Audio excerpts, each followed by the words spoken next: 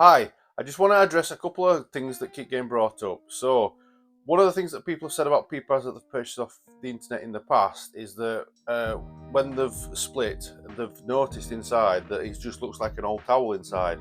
So, we want to reassure you that we use good quality absorbent material. So the first thing that we use is our Zorb. Now we have this big roll here that you can see. This is fresh, ready to be cut, and we only use this because this is super absorbent. It's designed to absorb pee, and it's made initially for incontinence pads and nappies, things like that. So that's why we use this for our guinea pig pee pads. So the next thing, we usually add 2 layers of this around the Zorb. And what this is American style U-Haul. You can get like European U-Haul, but that tends to have polyester in as well, whereas this, it's all like natural materials like cotton and wool blends, so it's more absorbent, so that's why we use the US one. The last thing is the fleece. Now, we've heard a lot of people say that some of the fleece pee pads that they've purchased from other companies in the past have been made from what feels like cheap blankets, what you can buy in like Asda and other cheap supermarkets.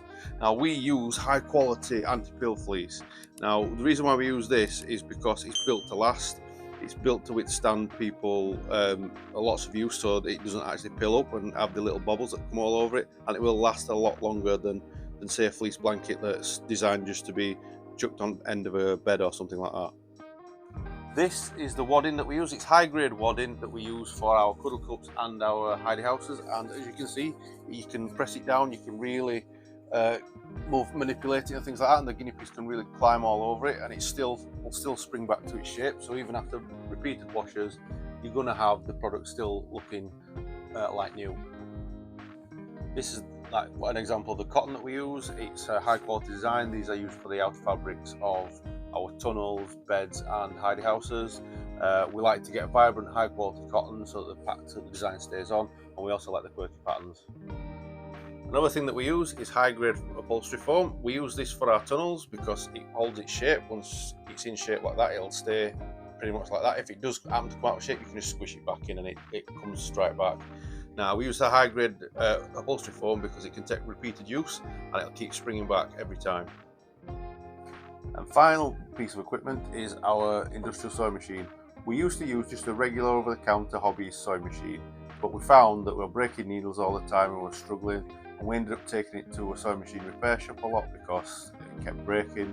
And one of the things that the engineer told us is that the things that we were making was way too complicated and way too difficult for a regular sewing machine to use, and he said if you carry on, it's going to break and completely on you.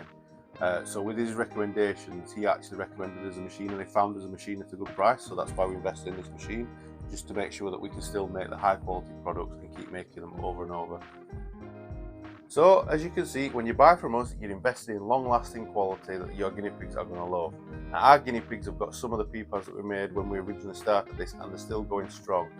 No frays, no bobbling, no nothing. So there's no need for us to throw any of that away, but that does cause another problem because we're getting all these designs in, we're actually struggling for space to store it all, but that's a first world problem. So I've been John from Toffee Apple Studios. If you've got any comments or you want to ask any questions, please feel free to do so down in the comment section, and I will see you in the next video.